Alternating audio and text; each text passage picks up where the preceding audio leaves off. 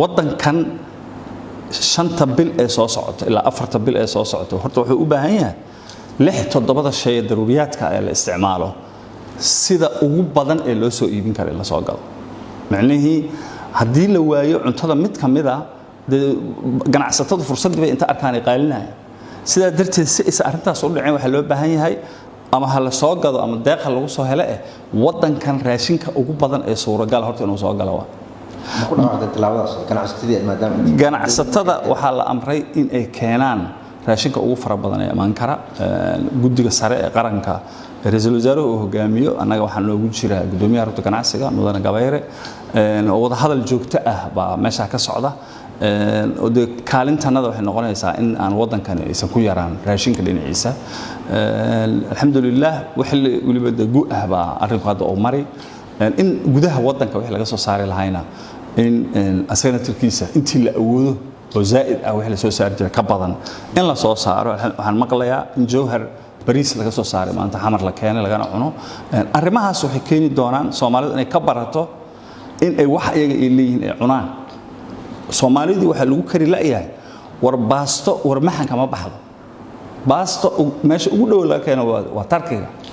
annaga war maxan masagay galiya nooga bax iyo waddanka oo dhan war maxan waska tusaale sida darteed u heeli oo faham inta gabadha war maxan joogto beerteeda inaa wax ka gadato inta wax ka gadan lahayd warshad uu leeyahay qof ajnabi adduunka geeskiisa ku yahay intaas fursad sida darteed halkan haddana waxaan qabaa oo la hadlay ra'iisul wasaaraha iyo mas'uuliyiinta waddanka in ay qasbaan waxa waddanka yaala in la cuno dadkanagu waa inay bartaan inay cunaan canjeerada muufada digirta dadkanagu waa cunaan inay bartaan soorta inay cunaan waddankan hadda fursad oo haysta in lagu qasbo dadku inay waxaas cunaan laakiin haddana waxaad arkaysaa dadkanagi hadii laga jiifto oo bariiskii baasadii iyo imaanshahooda la yareeyo culays kale keeni laakiin in fursadda laga faa'iideysto sida looga faa'iideysan maxay tahay siyaasadda dhaqaalaha waxa kamid ah ama waxa la yiraahdo qorsheynta dhaqan dhaqaale ee dunyada ama waddan uu leeyahay waxa kamid ah waxaad rabtaa dadkaagu inay cunaan canjeere iyo muufa iyo galey iyo digir rabtaa inay cunaan halkaas waxa gelinay gargaarka ahaysatid halkaas waxaad u heelinay dadka beeraya waxaas si dadku ay u cunaan cuntada waddanka waa in suuqa bukaaraha ay dhacdo kiilada galeyda iyo kiilada masagada ama madaalka galeyda madaalka masagada waa inuu 5 jeer ka hoos maraa kana qiimo raqiisnaada kan baastada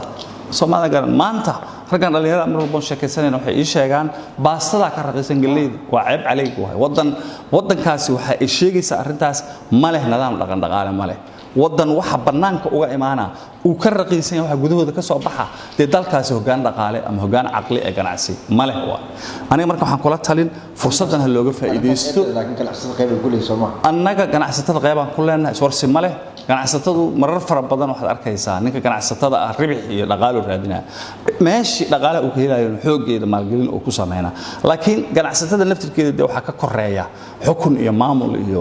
mas'uuliyad sare oo wasaaradeeda ka koreysa waxa la rabaa wax yar oo helno waxaan gelinaynaa beeraha Soomaaliya ee soo saaraya masagada iyo galeyda yaa ka fiican canjeero masaga laga sameeyay